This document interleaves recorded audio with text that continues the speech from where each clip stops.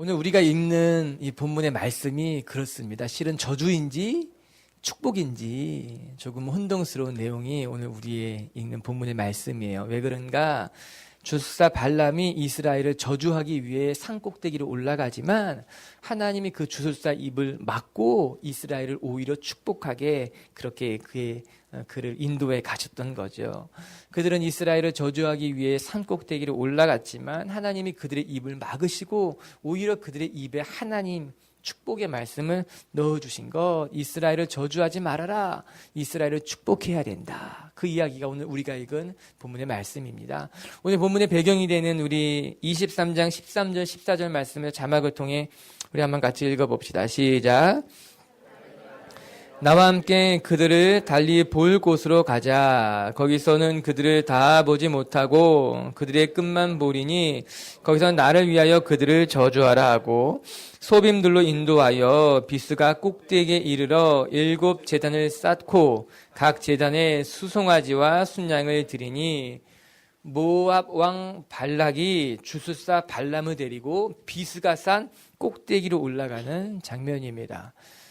실상 비스가 산은 높이가 한 700m, 그리 높은 산은 아니라고 합니다. 하지만 비스가 산이 있는 그 위치가 좋기 때문에 그 꼭대기에 올라가면 모압 평지를 한눈에 내다볼 수 있고 뿐만 아니라 요단강 서편 약속의 땅까지 다 볼 수 있는 굉장히 좋은 곳에 위치한 땅이 이 비스가 산이라고 그래요. 그래서 모세가 이제 약속의 땅에 못 들어가지만 죽기 전에 이 비스가 산 꼭대기에 올라가 약속의 땅을 바라보았다. 그렇게 신명기에는 기록되어 있지 않습니까? 그러나 오늘 우리가 읽은 본문은 그 비스가 산 꼭대기에서 이스라엘을 축복하기 위해 올라간 것이 아니라 주술사 발람이 발락과 함께 이스라엘을 저주하기 위해 산 꼭대기를 올라가 이스라엘을 지금 내려보고 있는 장면이 오늘 우리가 읽은 본문의 이야기죠. 그것에 올라가면 이스라엘이 한눈에 보이기 때문에 그곳에서 이스라엘을 저주하기 위해 이야기하고 있는 겁니다. 한번 그때 장면을 상상해 보면 소름이 끼칠 것 같아요. 그들은 이스라엘 사람들에게 들키지 않도록 아주 조용히 그리고 높은 곳으로 살며시 올라가서 이스라엘 백성을 저주하려고 저주를 퍼부려고 하는 거예요. 발락과 발람의 마음속에서는 악독이 가득했어요. 그들을 다 볼 수 있는 그곳에서 내가 저들에게 저주를 퍼부어 놓겠다. 말씀을 들여다보면서 하나의 장면과 대조를 이루고 있구나. 또 하나의 장면이 상반되는 장면이 떠올랐어요. 어떤 장면인가? 모세가 이스라엘이 아말렉과 전투할 때 모세가 아론과 훌을 데리고 산 꼭대기로 올라간 것 아닙니까? 그 산 꼭대기에 올라가서 모세는 이스라엘을 위해 기도합니다. 중보합니다. 축복하는 것 아니었겠습니까? 그 장면과 오늘 우리가 읽은 이 장면이 정말 너무나 상반되는 장면이었다는 거죠. 모세와 아론과 훌은 이스라엘을 축복하고 중보하고 기도하기 위해 산 꼭대기로 올라갔지만 오늘 발람과 발락은 이스라엘을 저주하고 욕하기 위해 또 산 꼭대기로 올라갔다. 여러분, 우리의 삶이 어때야 되는가? 여러분, 세상 사람들을 바라보며 여러분 이웃을 바라보면서 여러분 축복하고 또 기도하고 중보하기 위해 산 꼭대기로 올라가는가? 아니면 나에게 상처 준 사람, 나의 마음을 아프게 한 사람들을 저주하기 위해서 산 꼭대기로 올라가는가? 여러분, 우리가 기도의 자리로 나갈 때 우리는 누군가를 위해 기도하고 중보하고 그를 살리기 위해 산 꼭대기 기도의 자리로 나가야 되는 것인데, 때로 우리 안에 상처가 있는 사람들은, 우리 안에 아픔을 갖고 있는 사람들은 그 상처를 가지고 때로는 욕을 하기도 하고 흠을 보기도 하고 또는 저주까지 하기도 하는 안타까운 형편을 볼 수도 있는 거죠. 우리 사랑하는 성도 여러분, 전 저와 여러분이 때로는 우리 마음이 아프고 상처가 있다 할지라도 누군가를 저주하거나 원망하기 위해 산꼭대기로 올라가는 것이 아니라 정말 중보자의 마음으로, 기도자의 마음으로 여러분 주변을 축복하기 위해 산꼭대기 기도의 자리로 나갈 수 있는 하나님의 사람들이 되길 주님의 이름으로 축복합니다. 여러분, 책을 읽다 보니까는 어떤 목사님은 이 장면을 묘사하기를 마치 독수리가 높은 곳으로 올라가 먹잇감을 사냥하는 것처럼 오늘 발람과 발락이 높은 곳으로 올라가 이스라엘을 저주하기 위해 매 눈으로 그들을 바라보고 노려보고 있다. 그리고 먹잇감이 보이면 쏜살같이 내려가 그 먹잇감을 낚아채는 것처럼 오늘 이 발람과 발락이 그런 악한 마음을 가지고 이스라엘을 낚아채기 위해 우는 사자처럼 세상 꼭대기로 올라갔다라고 하는 거지요. 여러분, 우리가 사는 세상은 그런 것 같습니다. 이 세상은 하나님의 백성을 넘어뜨리기 위해서 마치 우는 사자가 입을 벌리고 찾아오는 것처럼 여러분, 세상은 올무를 놓고요, 우리가 그 올무에 걸려 넘어지기를 기다리고 있는 겁니다. 하나님의 백성을 쓰러뜨리기 위해서. 전 저와 여러분이 이런 세상 속에서 영적으로 깨어있고 긴장하고 그래서 올무에 걸려 넘어지지 않게 되길 바라요. 한편 여러분, 이스라엘 진영에서 생각해 본다면 여러분, 이스라엘은요, 이런 일이 일어날 것을 전혀 예측하지 못한 채 자기 진영에서 무엇과 싸울 것을 조용히 기다리고만 있었습니다. 적군은 음흉한 계획을 가지고 주술사까지 동원해서 산 꼭대기에 올라가 제사를 지내며 이스라엘을 넘어뜨리려고 하고 있는데, 하나님의 백성 이스라엘은 이를 전혀 눈치채지 못한 채 어떤 대비책도 만들지 못하고 그냥 그 자리에서 전쟁을 기다리고 있는 것이지요. 예수 믿는 사람이 그럴 때가 종종 있는 거예요. 세상 물정 모르고 너무나 순수하게 순진하게, 그래서 넘어지고 쓰러지고 또 마음을 빼앗기기도 하는 것 아닙니까? 여러분, 예수님이 제자들을 향해 뭐라고 이야기했습니까? 보라, 내가 너희를 보내는 것이 마치 양이 이리 가운데 보내는 것과 같다. 그러므로 너희는 깨어서 비둘기처럼 순결하고 뱀처럼 지혜로워야 하지 않느냐? 이야기한 것 아닙니까? 주님이 우리 보기도 그렇다는 거예요. 마치 양을 이리 가운데 보내는 것처럼 걱정이 되고 염려가 되고 내가 너희를 보호하고 싶다라고 하는 겁니다. 그런데 오늘 말씀 읽어보니까는 우리 하나님께서 이 발람과 발락의 계획을 원천 봉쇄하고 계신다는 거예요. 그들이 비스가산 꼭대기에 올라가 하나님의 백성을 저주하려고 하였지만 하나님께서는 주술사 발람의 입을 꼭 막으셨다라고 하는 겁니다. 대신 내 입에서 저주를 퍼붓지 못하고 오히려 이스라엘을 축복하도록 그의 마음에, 그의 귀에, 그의 입술에 하나님의 축복을 넣어주시고 그래서 이스라엘 백성을 보호하고 계신다라고 하는 거죠. 여러분, 사람이 저주하려 하여도 하나님이 그를 막으시면요, 세상 사람들은 우리를, 하나님의 백성을 해할 수 없다는 것을 기억하시길 바랍니다. 아무리 높은 곳에 올라가 하나님의 백성을 저주하려 하여도, 그런 악한 계획을 세워도 하나님이 하나님의 백성을 지키고 하나님이 그들의 입을 막으신다면 그들은 저주할 수 없어요. 축복을 저주로 바꾸고 싶지만 그들은 하나님의 복을 바꿀 수 없다는 거죠. 11절과 12절의 말씀 한번 같이 읽어볼까요? 시작. 발람이 발람에게 이르되 그대가 어찌 내게 이같이 행하느냐? 나의 원수를 저주하라고 그대를 데려왔거늘 축복하였도다. 발람이 대답하여 이르되 여호와께서 내 입에 주신 말씀을 내가 어찌 말하지 아니할 수 있으리까? 발락이 발람을 명했습니다. 뿐만 아니라 금은 모아를 가지고 그를 매수했습니다. 그래서 이스라엘을 저주하라 말한 거죠. 그러나 결론은 어떻게 됩니까? 발람이 저주할 수 없었다라고 하는 거예요. 왜? 하나님께서 저주하는 자의 입을 막으시고 축복을 넣어주시니 오늘 발람의 고백은 무엇입니까? 하나님이 내 입을 막으시고 하나님이 그들을 축복하라고 하였는데 내가 어찌 저주할 수 있겠습니까? 내 마음에 독이 있고 내가 그를 저주하기 위해 입구까지 올라왔다 할지라도 이곳에 섰을 때 하나님이 나로 하여금 축복하게 하셨는데 내가 어찌 저주할 수 있겠습니까? 그는 저주할 계획을 바꾸고 그들을 축복하기 시작했다라고 하는 거죠. 여러분, 그런 겁니다. 여러분, 때로는 우리의 삶이 고난을 처하고 역경을 만나고 세상 사람들이 우리를 넘어뜨리기 위해 올무를 만들었다 할지라도요, 하나님이 그 저주를 축복으로 바꾸시는 순간이 있다라고 하는 거죠. 그 올무에 걸려 넘어지지 않도록 올무를 치울 때가 있다는 겁니다. 악한 사람들의 계획을 무너뜨릴 때가 있다라고 하는 것이죠. 전 저와 여러분이 올 한 해 동안 우리의 삶을 이렇게 지키시고 보호하시는 하나님을 경험하는 한 해가 되길 주님의 이름으로 축복합니다. 하나님이 우리의 삶을 보호하실 때 우리는 비로소 안전할 수 있으며 세상이 우리를 흔들고 요동시켜도 우리는 요동하지 않을 것이며 온전히 하나님을 예배하고 찬송할 수 있는 거룩한 백성이 되리라 믿습니다. 발람의 이야기는 그런 이야기예요. 세상이 하나님의 백성을 저주하려 하지만 하나님은 그들을 지키신다. 오늘 이 말씀을 통해 우리가 배우게 되는 첫 번째 교훈은요, 하나님께서 복을 주시려 한다면 반드시 하나님 그 복을 이루신다는 겁니다. 어떤 어려움이 있어도 어떤 장애물이 있어도 하나님이 복을 주시려 했다면 하나님은 그 복을 이루신다라고 하는 거예요. 사실 오늘 본문은 발람의 두 번째 축복입니다. 발람이 이스라엘 향해 저주 아닌 축복을 이야기하자 발락의 마음이 어려워집니다. 그리고 발락이, 모압 왕 발락이 재차 이스라엘을 저주해라 발람에게 요구하는 거죠. 모압 왕 발락은 총 3번에 걸쳐서 발람에게 저주할 것을 요구합니다. 발람을 매수합니다. 그러나 하나님께서는 그때마다 발람의 입을 막으시고 오히려 축복하도록 이끌어 가셨다라고 하는 거예요. 그것이 감사한 겁니다. 무엇인가? 여러분, 우리는요, 누군가가 나를 한번 도와주면 다음에 안 도와줄지도 모른다는 생각을 하게 됩니다. 내가 이번에는 어려운 일을 잘 이겼을진 모르지만 다음에도 또 이 같은 어려운 일을 만나면 내가 잘 감당할 수 있을까? 이번에는 어떻게 운이 좋게 이 고난을 잘 이겨나갔을지는 모르지만 다음에 또 이겨나갈 수 있을까?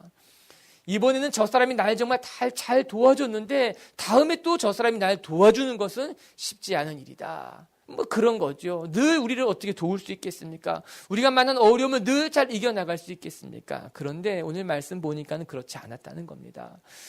발락이 발람을 3번이나 매수하여 이스라엘을 저주하게 하였지만 그러나 3번 모두 하나님께서는 그때마다 발람의 입을 막으시고 이스라엘을 지키고 계신다라고 하는 거예요. 그것이 우리의 하나님, 어제나 오늘이나 변함없는 하나님, 동일하신 하나님, 과거에도 우리를 지켰다면 여러분, 지금까지 하나님이 우리의 인생을 지키셨다면 하나님은 오늘도 장차 우리의 미래에도 우리를 선하게 인도하실 것입니다. 하나님이 지금까지 우리의 믿음이 떨어지지 않도록 이 자리에 예배할 수 있게 인도했다면 장차 우리의 삶도 그렇게 하나님이 인도하신다라고 하는 거죠. 발람의 축복을 한번 같이 읽어봅시다. 18절과 19절이에요. 시작. 발람이 예언하여 이르기를 발락이여 일어나 들을지어다. 십보대 아들이여 하나님은 사람이 아니시니 거짓말을 하지 않으시고 인생이 아니시니 후회가 없으시도다. 지금 말씀하신 바를 행하지 아니하시며 하신 말씀을 실행하지 않으시라. 이 무슨 말씀인가? 하나님은 사람이 아니니 거짓말을 하지 않는다는 겁니다. 인자가 아니시니 하신 말씀을 다시 거두시거나 후회하시는 일이 없다라고 하는 거예요. 하나님이 약속하셨다면, 하나님이 말씀하셨다면 하나님은 반드시 그 일을 이루시는 분이라고 하는 겁니다.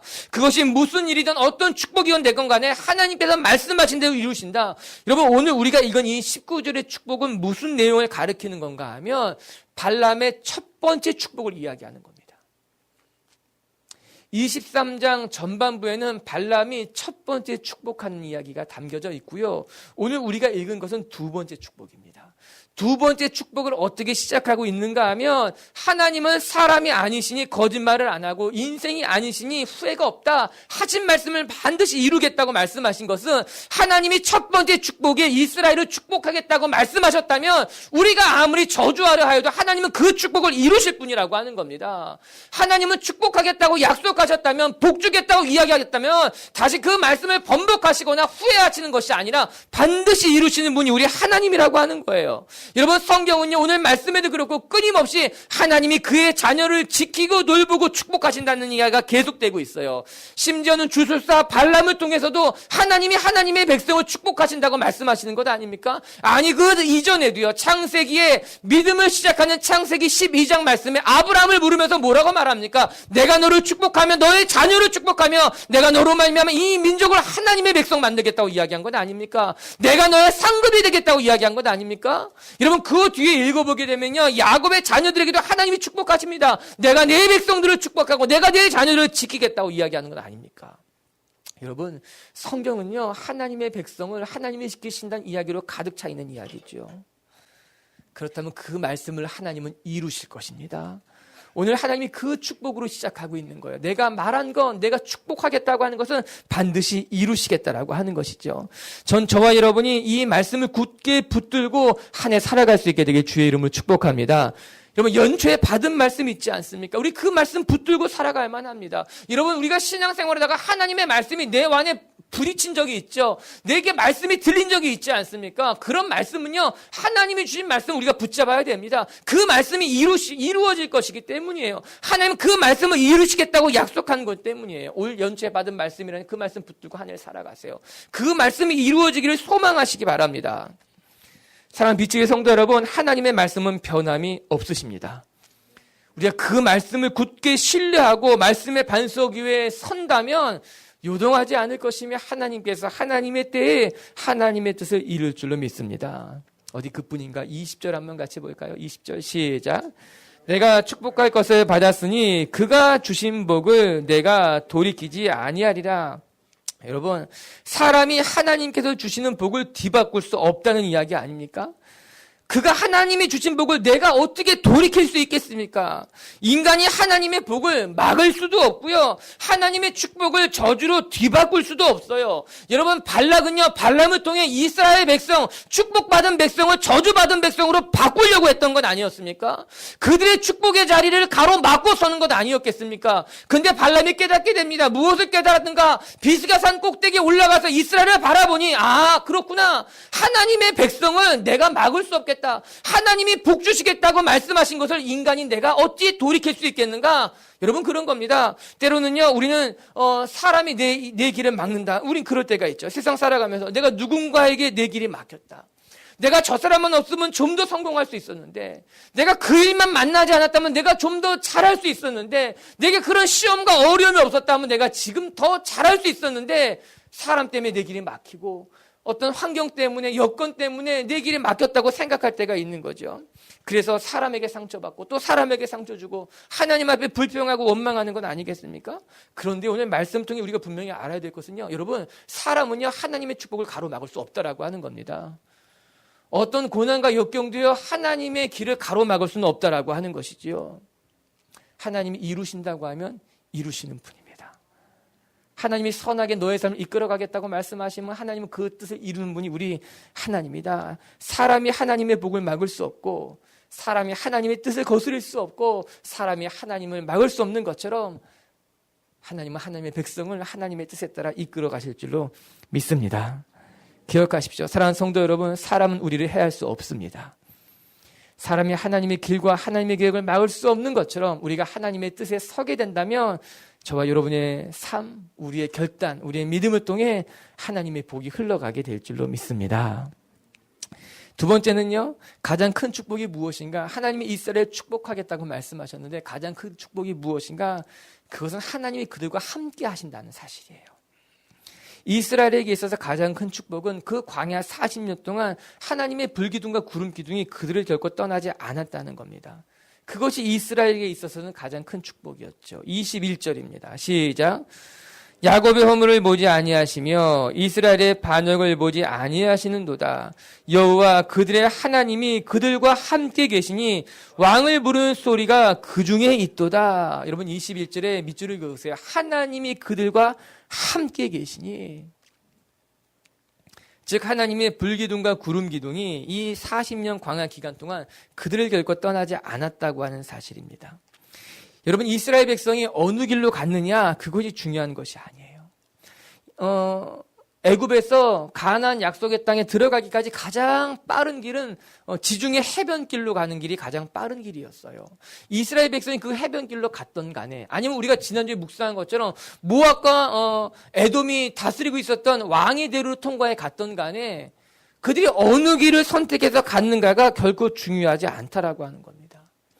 여러분, 우리는 인생을 살면서 내가 어느 길을 가는가가 중요하다고 생각하죠. 내가 평탄한 길을 갔는지, 내가 어떤 것을 선택했고, 내가 어떤 대학에 갔고, 어떤 직장에 들어갔고, 내가 어떤 사람을 만나서 내가 지금까지 왔는지, 우리는 우리가 걸어온 길이 중요하고 내가 만난 사람들이 중요하다고 이야기합니다. 그러나 여러분, 정작 중요한 것은요, 내가 어떤 길을 걸어왔는가가 아니라 내가 걸어가는 그 시간 동안 하나님이 나와 함께 했는가가 더 중요하다고 하는 겁니다. 사람들이 종종 묻습니다. 목사님, 제가 이 자매를 선택해야 됩니까? 저 자매를 선택해야 됩니까? 내가 이것을 해야 됩니까? 저것을 해야 됩니까? 내가 무엇을 결정하는 것이 하나님이 정말 복 주실 결정입니까? 이건 정말 중요한 것은요, 내가 이 자매와 결혼하든 저 자매와 결혼하든 내가 이것을 선택하든 저것을 선택하든 정말 더 중요한 것은 너의 마음이 하나님 앞에 준비되어 있느냐라고 하는 거예요. 내가 하나님과 동행하길 원한다면 어떤 선택이 됐든 하나님이 그 선택 가운데 함께 할 거다라는 거죠. 그러면 그 선택이 복받은 선택이 되는 건 아니겠습니까? 이스라엘 백성이 해변길로 갔던, 아니면 왕의 대로를 통과해 갔던, 아니면 광야길을 걸어갔던, 그것이 중요한 것이 아니라 그들이 걸어갔던 광야 40년의 시간 동안 하나님이 그들을 지키셨다라고 하는 거예요. 때로는 마라의 쓴물을 만났다 할지라도 하나님은 마라의 쓴물을 단물로 바꾸시는 분이거든요. 때로는 물이 없는 광야를 지나간다 할지라도 그 광야에서 물을 나게 하실 수 있는 분이 우리 하나님이라고 하거든요. 때로는 아말렉을 만나 전쟁을 치른다 할지라도 그 전쟁에서 지키시는 분이 우리 하나님 아니겠습니까? 여러분, 어떤 길로 가는가가 중요한 것이 아니라 내가 지금 이 순간 하나님과 동행하는가가 더 중요하다는 것을 기억할 수 있게 되길 바랍니다. 광야와 같은 인생이라 할지라도, 황무지같이 폐허가 된 삶이라 할지라도 그곳에서 하나님이 우리와 함께 계신다면 우리가 하나님의 기적을 경험하게 될 것이고 만나와 메추라기와 단물을 경험하는 축복을 경험하게 될 줄로 믿습니다. 전 종종 이런 견능하는 사람들을 있잖아요. 내 삶에 정말 제일 힘들었을 때가 가장 행복한 시간이었다. 한평생 돌아보면 정말 그때 너무 힘들고 어렵고 너무너무 정말 괴로웠는데 지금 돌아보면 그때가 제일 감사하고 행복했던 시간이었다. 그런 간증하시는 분이 있어요. 왜 그런 것일까? 저 이유는 한 가지인 것 같습니다. 정말 그때가 너무나 힘들고 고달프지만 돌아보니 그때 하나님 나와 함께 하셨다는 것을 깨닫게 된 겁니다. 육체적으로는 고달프고 물질적으로 재정적으로는 힘들었을지 모르지만 그때 내가 하나님을 의지하고 그때 내가 기도했더니 정말 하나님이 나를 지키신 것을 경험했기 때문에 정말 내가 그때 너무너무 힘들고 어려웠는데 그때가 가장 행복한 시간이었습니다. 고백하게 되는 거죠. 무엇이 중요한 것인가? 내가 어느 길에 서 있는가? 그것보다 내가 지금 이 순간 하나님이 나와 함께 하시는가가 더 중요한 일이라고 하는 겁니다. 그리고 하나님은 오늘 약속하고 계신 거예요. 내가 어디를 가든지 내가 너와 함께 거하겠다. 여러분, 하나님이 그렇게 이스라엘을 축복하실 수 있었던 것은 하나님만이 갖고 계신 굉장히 독특한 성품이 있기 때문인 거예요. 물론 그것을 우리는 은혜다, 그렇게 이야기하겠죠. 여러분, 21절에 이렇게 나와 있어요. 제가 한번 읽어드리면 야곱의 허물을 보지 아니하시며 이스라엘의 반역을 보지 아니하시는도다. 여러분, 우리가 아는 것처럼 야곱은 허물이 많은 사람입니다. 야곱은 믿음의 조상이라 말하기에는 뭔가 깨름칙한 인물이에요. 그는 굉장히 이기적인 사람이에요. 자기의 욕심을 채우기 위해서, 여러분, 그는 형의 축복을 빼앗기 위해 애서 형을 속입니다. 부모의 장자의 축복을 빼앗기 위해 아버지 이삭도 속이고 도망간 사람이 야곱입니다. 야곱은 기회주의자예요. 이기주의자 같은 사람이에요. 뭔가 믿음의 조상이라 본받기에는 영 탐탁지 않은 인물이 야곱이라고 하는 거예요. 이스라엘을 생각해 보시기 바랍니다. 여러분, 이스라엘은요, 광야 40년 동안 수도 없이 반복하면서 하나님을 거역한 민족이 이스라엘이에요. 이스라엘이 광야 40년 동안 정말 제대로 순종한 적이 몇 번이나 됐습니까? 그들은 늘 거역, 불평, 원망, 우상 숭배, 하나님을 거역하는 것을 일삼았던 자들이 이스라엘 민족이었어요. 쉽게 낙심하고 원망하고 반역한 민족. 그런데 오늘 21절에 뭐라고 나옵니까? 야곱은 허물이 많은 자나 하나님은 야곱의 허물을 보지 않으시겠다는 겁니다. 이스라엘은 끊임없이 반역한 자지만 하나님은 이스라엘의 반역을 바라보지 않겠다라고 하는 거예요. 그것이 은혜입니다. 우리가 연약하고 부족하지만 하나님은 우리의 연약함을 바라보지 않겠다라고 하는 거예요. 결혼하고 나면요, 한쪽 눈을 감아야 된다, 그런 이야기를 어른들이 하십니다. 왜 한쪽 눈을 감고 살아가냐? 상대방의 단점이 보이는 눈을 감아야 된다라고 하는 거예요. 결혼하기 전에는 보이지 않던 여러 가지 단점들이 결혼하고 나면 하나씩 보이기 시작하게 되는 거죠. 그때마다 깜짝깜짝 놀라는 거죠. 아, 이 사람이 이런 면이 있었나? 내가 이런 줄 알았다면 다시 한번 생각해 봤을 텐데 왜 웃어요? 이제 느껴지는 거죠. 우리가 이런 면이 있었구나. 이거는 아닌 것 같은데. 그런데 여러분, 이 단점을 계속 보게 되면요, 지치게 됩니다. 마음이 상하게 됩니다. 나중에는요, 장점이 전혀 보이지 않고 단점만 보이게 됩니다. 그래서 어른들이 말씀하시는 거죠. 한쪽 눈을 감아야 된다. 단점을 보는 눈을 감고 살아가야 된다. 그런 이야기를 하시더라고요. 허물이 보이지만 그쪽을 바라보지 말고 오히려 장점을 바라보고 좋은 것을 바라보고 동행하는 연습을 하는 것, 그것이 결혼이고 가정을 만들어 가야 되는 것이다. 여러분, 전 21절의 말씀이 굉장히 은혜가 됩니다. 왜? 하나님께서 야곱의 허물을 보지 않겠다는 거예요. 이스라엘이 반역했지만 난 이스라엘의 반역을 기억하지 않겠다라고 하는 겁니다. 전 저와 여러분이 그런 멋진 남편이 되길 바랍니다. 그런 멋진 아내가 되길 주님의 이름으로 축복합니다.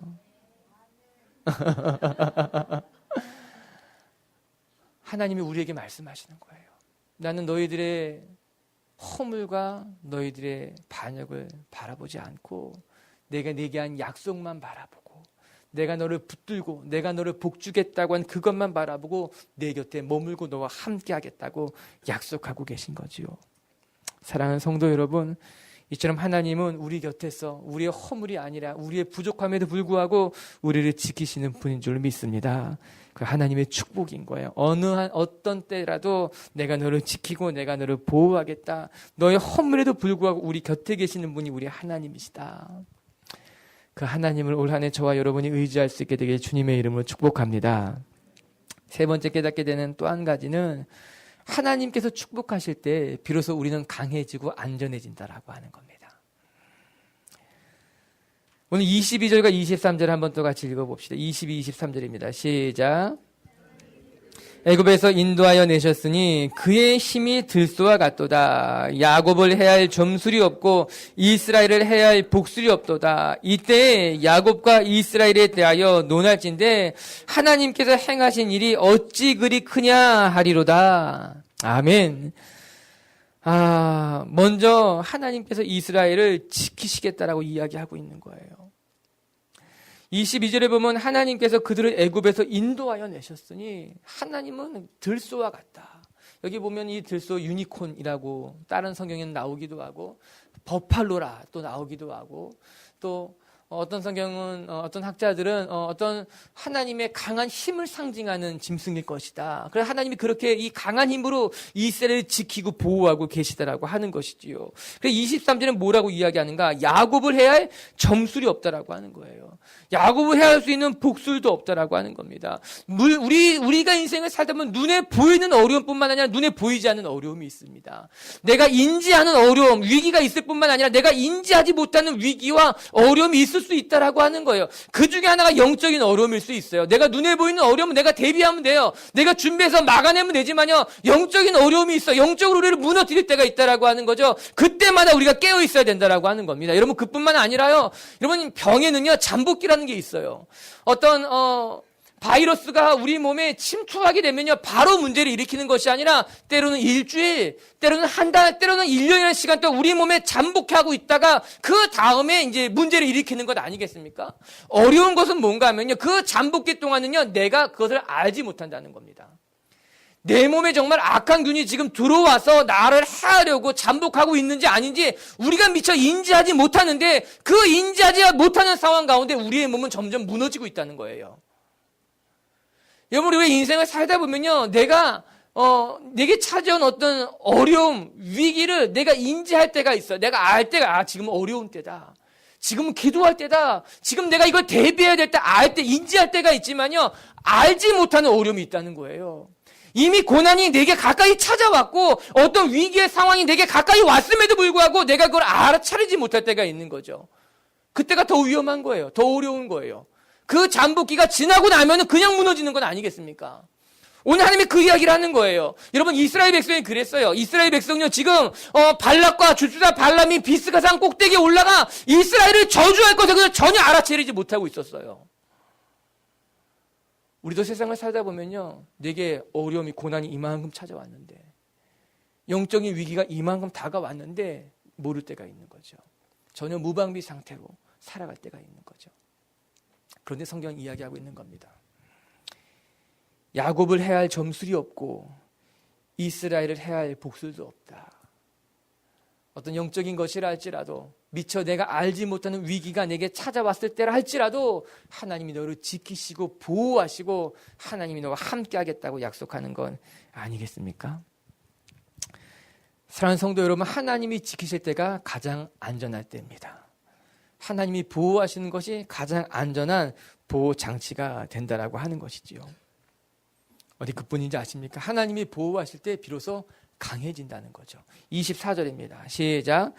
이 백성이 암사자같이 일어나고 숫사자같이 일어나서 움킨 것을 먹으며 죽인 피를 마시기 전에는 눕지 아니하리로다. 여러분, 이 발람이 산 꼭대기에 올라가 보니 그들이 암사자와 같다는 걸 깨닫게 됩니다. 그들이 숫사자처럼 하나님이 저들을 강하게 할 것이라는 것을 발람이 깨닫게 되고, 그리고 말미암아 그 이야기로 지금 축복을 내뱉고 있는 것 아니겠습니까? 여러분, 그래요. 하나님은요, 하나님의 백성을요, 암사자처럼 강건하게, 강하게 만들어 간다라고 하는 겁니다. 여러분, 우리는 때로는 마음이 약하기도 해요. 때로는 성품이 약한 사람들도 있어요. 어떤 사람은 강한 크리스찬이 있지만요, 어떤 사람은 연약한 크리스찬도 있어요. 어떤 사람은 태어날 때부터 용맹스러운 사람도 있지만요, 어떤 사람은 그렇지 못한 사람도 있다라고 하는 거예요. 그거는 사람들의 기준일 수 있어요. 저마다 타고난 기질일 수도 있어요. 그러나 성경은 분명히 말씀하시기를 하나님은 하나님의 백성이라면 누구나 할 수 없이 모두 강건하게 담대하게 마치 암사자처럼 숫사자처럼 하나님이 만들어 가시겠다라고 하는 겁니다. 내가 강해서 강한 것이 아니라 내가 하나님을 믿기 때문에 우리는 강해지는 거예요. 내가 힘이 있어서 힘이 넘치는 것이 아니라 하나님이 우리와 함께하기 때문에 우리가 힘이 있고 강하고 담대한 자가 될 수 있다라고 하는 겁니다. 담력은 내 안에 있는 것이 아니라 하나님이 주시는 거예요. 용기는 내가 내는 것이 아니라 하나님이 우리 안에 불어넣어 주시는 것이에요. 말씀을 들여다보면서 하나님이 흙으로 사람을 지으시고 그 코에 생기를 불어넣자 생명이 된 건 아니겠습니까? 우리는 모두 흙으로 만들어진 연약한 존재예요. 여기에 하나님의 생기가 들어올 때 비로소 우리는 생명이 되고 하나님의 사람이 되고 하나님의 형상을 받게 되는 건 아니겠습니까? 중요한 것은 하나님이 우리에게 강함을 주시는 것, 담대함을 주시는 것, 용기를 불어넣어 주신 것이 중요하다라고 하는 거죠. 오늘 그렇게 하나님이 이스라엘을 축복하고 계시는 겁니다. 이스라엘은 암사자같이 숫사자같이 될 것이며 내가 그들을 지키기에 그들은 안전하게 될 것이다. 2015년 전 저와 여러분이 암사자처럼 숫사자처럼 강건하여 우리에게 맡긴 것 잘 감당할 수 있는 주의 백성들이 되길 주의 이름으로 축복합니다. 그리고 우리의 삶을 안전하게 하시는 하나님 때문에 우리가 오늘도 고난 가운데 하나님을 찬송할 수 있는 주의 백성들이 되기를 바랍니다. 말씀을 마칠게요, 여러분. 여러분, 하나님께서는요, 저주를 축복으로 바꾸시는 분입니다. 세상은 하나님의 자녀들을 저주하려 하고 해하려 하고 넘어뜨리려고 하지만 오히려 하나님은 그들의 저주를 축복으로 바꾸시며 이스라엘을 지키시는 분이 우리 하나님이라고 하는 거죠. 여러분 기억하십시다. 첫 번째, 하나님이 축복하시려 한다면 그 축복을 막을 사람이 없어요. 하나님이 내가 지키겠다, 내가 보호하시겠다, 내가 축복하겠다 말씀하시면 그대로 이루어질 줄 믿습니다. 두 번째, 하나님께서는 하나님의 백성과 함께 하실 것입니다. 우리에게 허물이 있고 때로 우리가 하나님을 거역하고 반역하는 연약한 존재를 할지라도 하나님은 우리의 허물을 보시지 아니하시며 하나님의 말씀, 하나님의 뜻을 이루실 것입니다. 그리고 세 번째, 하나님이 지키실 때 우리는 안전하며 하나님이 지키실 때 우리는 강한 하나님의 백성이 될 것입니다.